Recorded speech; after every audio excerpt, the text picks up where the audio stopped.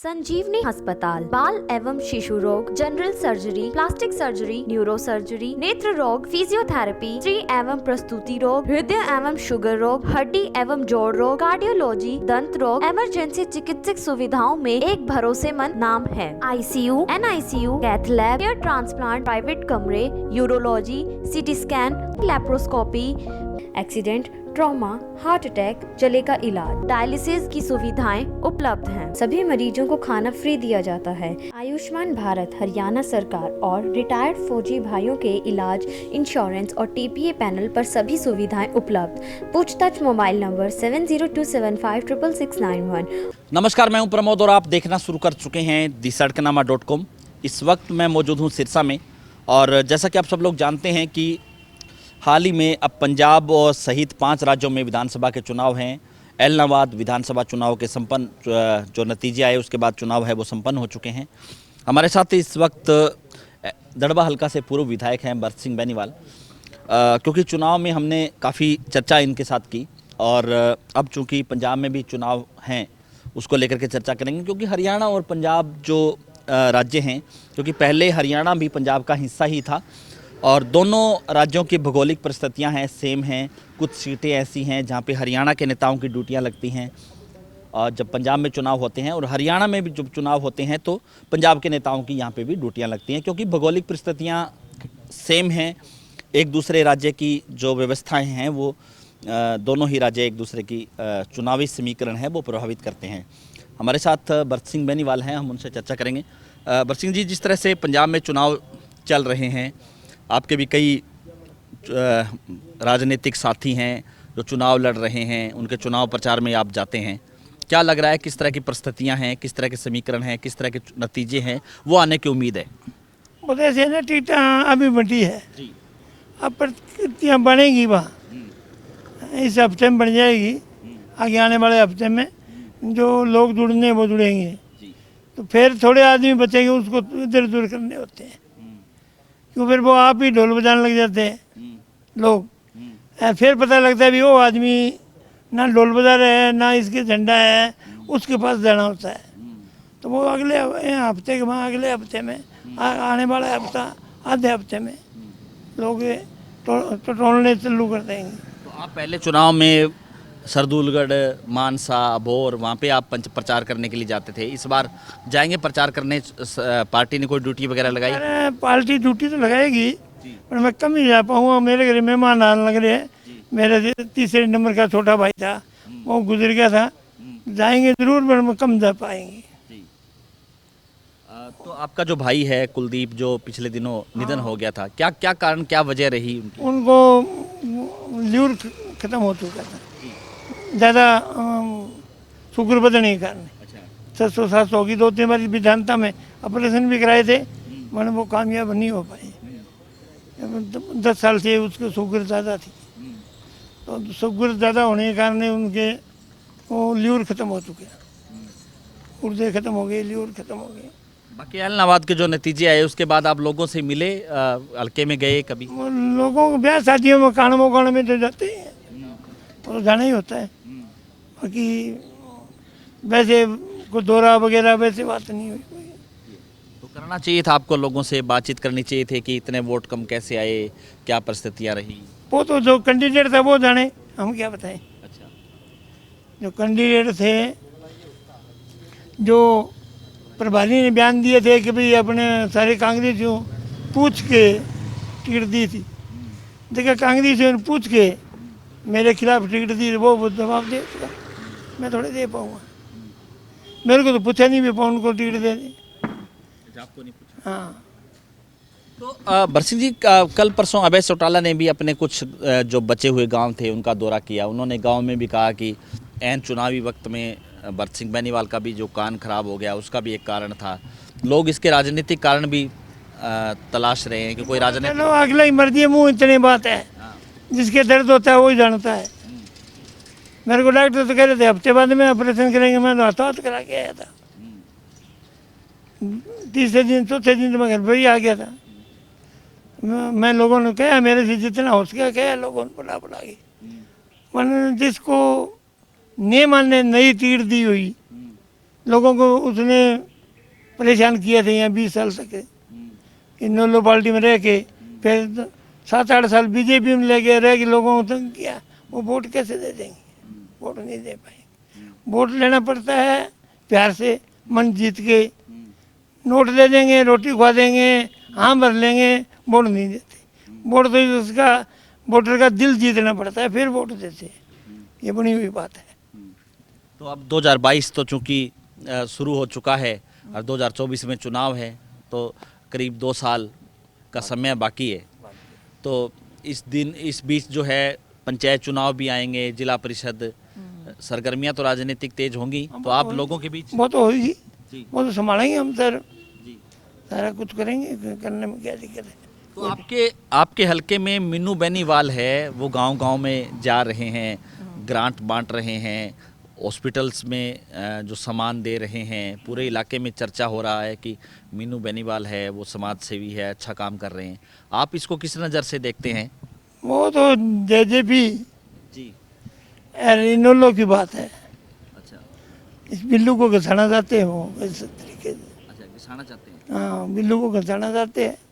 उसके भाई है, भतीजे, जी, उसके कारण पंचायती राज का पैसे है, वो बांट रहे हैं। उनको क्या है, हाँ बांट रहे नहीं, उससे बटा रहे। तो घिसाना क्यों चाहते हैं? क्योंकि वो तो विधायक ही हैं, अभी चुनाव उन्होंने जीता है, तो उसके पास एक लड़का है पूरे हरियाणा के अंदर, उसको डाउन करना चाहते हैं अगले, और क्या है, उसको डाउन करेंगे। तो मीनू डाउन बेनी है ही वो, वैसे तो 100% तो डाउन है ही। थोड़ा बहुत उसके अंदर पैसे वाले जाके दबा खत्म और कर देंगे। जो पैसा से वोट खरीदता है वो और खत्म कर देंगे। तो चुनाव में तो कहा कि सरकार ने पूरा तामझाम लगाया, सरकार ने वोट खरीदे, वो दोनों ने खरीदे वोट। दोनों पार्टियों ने खरीदे। वो नया कैंडिडेट था, सरकार का आदमी था, वो नया कैंडिडेट था। तो नए कैंडिडेट का क्या रहेगा? नया कैंडिडेट भी लोगों के बीच में जा रहे हैं। आपके भी इस इलाके में आप काम करते हैं, उनके फ़ोन वगैरह आपके पास नहीं आते अभी? किसका? अभी जो हल्के के जो लोग हैं, जो नया कैंडिडेट लोगों के बीच जाता है या नहीं जाता? नहीं जाता, नहीं जाता। ये कभी नहीं जाते, पैसे के दम पर चुनाव लड़ते हैं। वो जाता है वो सस्ते में, बड़े वाला भी नहीं जाता सस्ते में, ये भी नहीं जाता।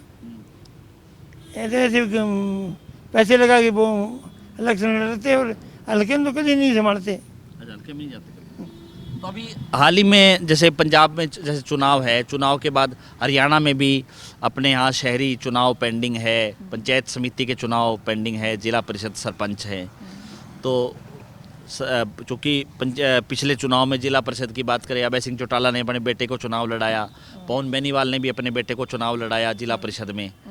तो इस बार क्या है कि आपका बेटा भी जिला परिषद में या पार्टियों में चुनाव वगैरह कोई आप? हाईकमांड की मर्जी, जी, हाईकमांड आदेश करेगी तो लड़ेंगे, नहीं। हाँ, हाईकमांड पर बात है।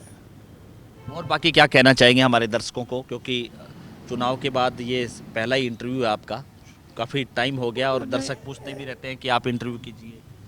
नहीं, वो तो लोगों ने आपकी मर्जी आए ऐसे वोट दिए, कुछ लोगों ने पैसे से दे दिए, उन्होंने किसी से मन तो भरा नहीं, वे कैंडिडेट दिल में तो कोई टुका नहीं, उन्होंने सोचे पैसे बटोर लो, पैसे बटोर लिए लोगों, तो पैसा ज़्यादा बांट गया, वो ज़्यादा वोट ले गया।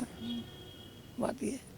तो जो पहले अब अभय सिंह चौटाला भी जैसे गांव में गए, उन्होंने भी कहा था कि पैसे ले लेना, आप वोट मुझे दे देना, पैसे ले लेना। लेकिन अब जो है सोशल मीडिया पे भी एक तरह की एक अलग चीज़ शुरू हो रही है कि अब कोई नेता है ये कह रहा है कि ये बिकाऊ कैंडिडेट, बिकाऊ लोग थे, या कुछ इस तरह के पैसे लेके, या और है पैसे से वोट लेकर के, पहले नेता ही हैं जो पहले कह देते हैं जनता को भी पैसे ले लेना और उसके बाद फिर ये बिकाऊ कहना, ये कहाँ तक ठीक है? वो तो बेइज्जती कर रहे हैं लोगों की, उनको मतलब क्या था इनसे? ये किसी के लड़के नौकरी लगाएंगे? ना बीजेपी लगाए, ना इन्होंने वाले लगाए। इन्होंने आपका अल्लू सीधा कर दिया, उन लोगों ने आपका अल्लू सीधा कर दिया। इनसे साथ बाद में लेना क्या है? पैसे जिससे नहीं लेते, जिससे जैसे काम करवाते हैं, ये काम तो करते नहीं किसी, ना किसी की ब्याह शादी जाते, ना कान मौका जाते। मेरे से कोई पैसा नहीं लेता, मेरे से कोई 100 रुपये ही नहीं लेता 100 वोटों का। बहुत काम चाहते लोग। ये हालांकि एक ये ट्रेंड तो गलत ही है कि जो है नेता हैं वो पैसे से वोट खरीदने फिर उसके बाद चुनाव लड़ते हैं। ये सिस्टम तो ख़त्म होना चाहिए, क्योंकि इस तरह से तो आम जन है या कोई जो नेता है उसको तो आगे बढ़ने का मौका नहीं मिलता जब पैसे दे करके ही तो फिर हाईकमांड की मर्जी है। हाईकमांड है दोनों पास होंगी या किसी भी पार्टी की बड़ी पार्टी होंगी, वो मर्जी है वो उसको देते टिकट। कोई सही जमेड़े आदमी को देती नहीं, नुआ देता है वो पैसे वाले को देती है, तो पैसे वाले पैसे बांट देते हैं। नहीं किसी का मन तो करता नहीं किसको वोट दें, वो बढ़िया कैंडिडेट मिलता नहीं, फिर वो डामाडोल होके कहीं वोट कर देते हैं। तो आपके चुनाव इस इलाहाबाद चुनाव के बाद आपके पास कोई हाईकमान ने संपर्क किया कि क्या रहा, क्या गति का कारण रहे, हार के कारण है कुछ और, कैसे वोट बढ़? पता है वहाँ टिकट इसी जगह दे दी, मैं मेरे से क्या पूछेंगे? हम पूछे ना उनसे लोगों से भी आपने टिकट क्यों कर दे दी इनको, वो हमारे से क्या पूछेंगे किस बात की टिकट दी उसको। पहले लोगों को जूत मार रहा था 20 साल से। मैंने कहा था बहन जी को, मैं कहा बहन जी ये तो 12 बजे से आँख ही नहीं खोलता, लोग वोट ही कौन देगा? कोई नहीं देगा। अगले की मर्जी दे दी, आपकी भी थी, आपका बड़ा तो कुआड़ा उनाता है, उनकी मर्जी होती है। तो ये वो कह रहे हैं कि हुड्डा साहब ने कह दिया कि कांडा को वोट डालो, कांडा मेरा मित्र है, ना वो नहीं, इसलिए कांग्रेस को वोट नहीं नहीं पड़ेगा। नहीं नहीं नहीं नहीं हुड्डा साहब ने नहीं किया कि कांडे को वोट डालो। कांडा चलो दोस्त कोई किसी का हो सकता है, हम पंजाब में जाएंगे दोस्त ऐसे जाते हैं तो हम कह देंगे हमारे दोस्त है जी, वो तो कहना ही है, उसमें कहना हम क्या है। वोट का थोड़ी है, वोट तो जो पार्टी का होगा तो उसको कहेंगे, दूसरी पार्टी वाले के थोड़े कह दें। अब कैंडिडेट बदल जाते हैं, वो दूसरी पार्टी मुड़ जाता है तो दोस्त तो बोलेंगे उसको, ये तो नहीं कहेंगे भी इसको वोट दो, दोस्त को तो दोस्त ही माना जाएगा। जो पार्टी में रहेगा, पार्टी में होगा, दोस्त होगा, उसको दिलाएंगे, पार्टी की मदद करेंगे। पार्टी में दोस्त हो तो ना हो, पार्टी की मदद करेंगे। तो ये थे हमारे साथ पूर्व विधायक भरत सिंह बेनीवाल, और लगातार हमारे साथ बने रहिए क्योंकि इलाहाबाद का चुनाव संपन्न हुआ, पंजाब में चुनाव शुरू हो चुका है। भरत सिंह बेनीवाल भी कह रहे हैं कि उनको पार्टी हाईकमान उनकी जिम्मेदारी लगाएगी तो वो पंजाब में प्रचार करने के लिए जाएंगे। कुछ सीटें ऐसी हैं जहाँ पे जो बागड़ी बाहुल्य, ये कहूँगा कि जो खास करके जो सिरसा, फतेहाबाद, हिसार है, यहाँ की जो रिश्तेदारियाँ उन गांव में पड़ती हैं, जहाँ से जैसे हम कह सकते हैं कि सरदूलगढ़ में कुछ ऐसे गांव हैं जो बागड़ी बाहुल्य गांव हैं। ऐसा ही अबोर में भी है, कुछ गांव हैं जहाँ पे बागड़ी भाषा बोली जाती है, जो सिरसा की परंपरागत भाषा है, राजस्थान टच है।